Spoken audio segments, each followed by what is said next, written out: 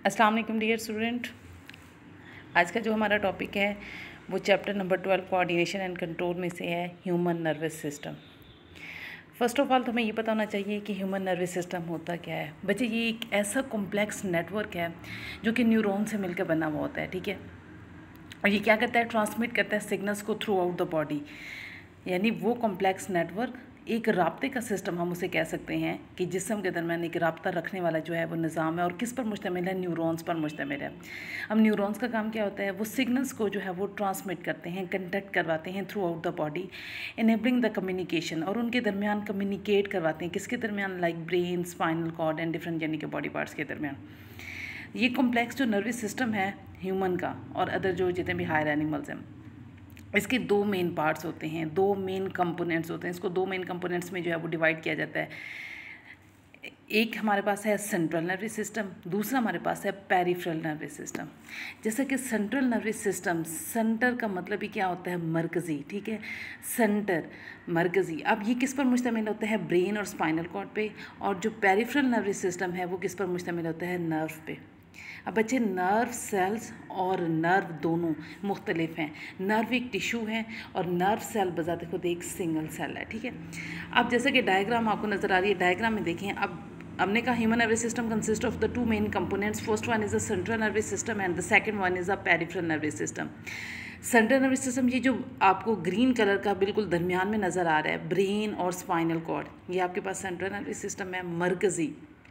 और जो peripheral nervous system, periphery का मतलब होता है इर्द गिर्द, पेरिफेरी का मतलब होता है साइड पे। अब देखो, आपको साइड पे ये जो थ्रेड लाइक स्ट्रक्चर्स नज़र आ रहे हैं, ये जो सेंट्रल नर्वस सिस्टम से अराइज कर रहे हैं, ये हमारे पास है पेरिफेरल नर्वस सिस्टम, जो किस पर मुश्तमिल होता है? नर्व्स पर मुश्तमिल होता है।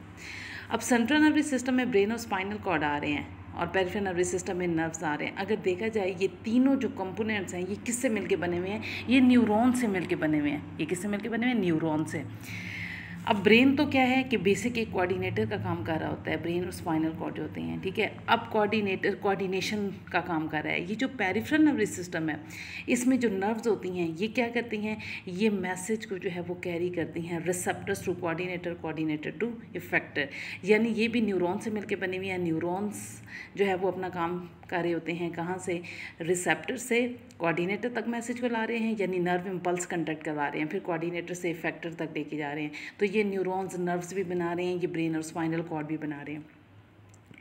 तो मोस्ट इंपॉर्टेंट जो नेक्स्ट टॉपिक हमारे पास है वो है न्यूरॉन या नर्व सेल। कौन सा है? न्यूरॉन या नर्व सेल। अब न्यूरॉन क्या है? Unit of nervous system. जिस तरह हमने किडनी में पढ़ा था ना कि हमारे किडनी का जो स्ट्रक्चरल और फंक्शन यूनिट नेफ्रॉन है, यानी किडनी किस पर मुश्तमिल है? नेफ्रॉन्स। इसी तरह हमारा जो ह्यूमन का नर्वस सिस्टम है वो किस पर मुश्तमिल है? वो न्यूरॉन पर मुश्तमिल है। तो हम इसे कह सकते हैं कि it is a unit of the nervous system. Human का जो नर्वस सिस्टम है वो बिलियंस ऑफ न्यूरॉन पर मुश्तमिल होता है। न्यूरॉन्स के साथ कुछ सपोर्टिंग सेल्स भी होते हैं, मौजूद होते हैं। अब इसकी डेफिनेशन कैसे बनेगी? These are the specialised cells that conduct nerve impulse from receptors to coordinator and coordinator to effector. अब इसके स्ट्रक्चर्स की तरफ चलते हैं। ये न्यूरॉन्स हमारे पास क्या हैं? स्पेशलाइज्ड सेल्स हैं। अच्छा, हम यहाँ पे स्पेशलाइज का वर्ड क्यों यूज़ करते हैं?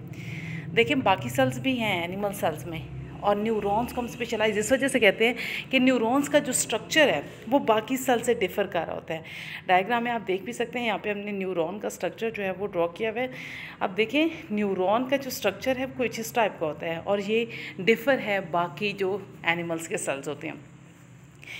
इसके स्ट्रक्चर्स को सिंपली हम यहाँ पे देखते हैं कि इसका स्ट्रक्चर किस पर मुश्तमिल है। बच्चे, इसके स्ट्रक्चर में जो दो मेजर कंपोनेंट्स हैं वो आ जाते हैं, एक सेल बॉडी और दूसरा क्या आ जाता है? प्रोजेक्शंस। सेल बॉडी यहाँ पे देखें, ये सेल बॉडी है। अब सेल बॉडी किस पर मुश्तमिल होती है? ये आपको एरो से समझ आ रही है कि ऊपर वाला सेल बॉडी, इसमें आपके पास सेंटर में न्यूक्लियस आ जाता है और फिर उसके बाद क्या आ जाते हैं? साइड वाला जो एरिया है वो साइटोप्लाज्म है। सेल बॉडी के अंदर तो न्यूक्लियस एंड साइटोप्लाज्म आ जाते हैं। अब सेल बॉडी से आपको धागों की तरह के स्ट्रक्चर्स निकले हुए नज़र आ रहे हैं, दैट इज़ कॉल्ड प्रोजेक्शंस। और ये प्रोजेक्शंस कितने टाइप की होती हैं? ये दो टाइप की होती हैं, डेंड्राइट्स एंड एक्सोन। ये जो सेल बॉडी के ऊपर छोटे छोटे धागों की तरह के स्ट्रक्चर्स हैं ये डेंड्राइट्स हैं, और नीचे एक जो लंबा धागा नज़र आ रहा है वो हमारे पास क्या आ जाता है? एक्सोन्स आ जाता है।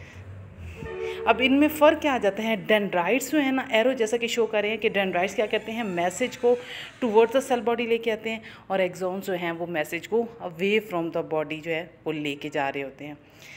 यूँ आज का हमारा टॉपिक जो है वो यहाँ पे कंप्लीट होते हैं। इंशाल्लाह नेक्स्ट जो टॉपिक है न्यूरॉन्स की टाइप्स, वो हम नेक्स्ट लेक्चर में डिस्कस करेंगे। Thank you.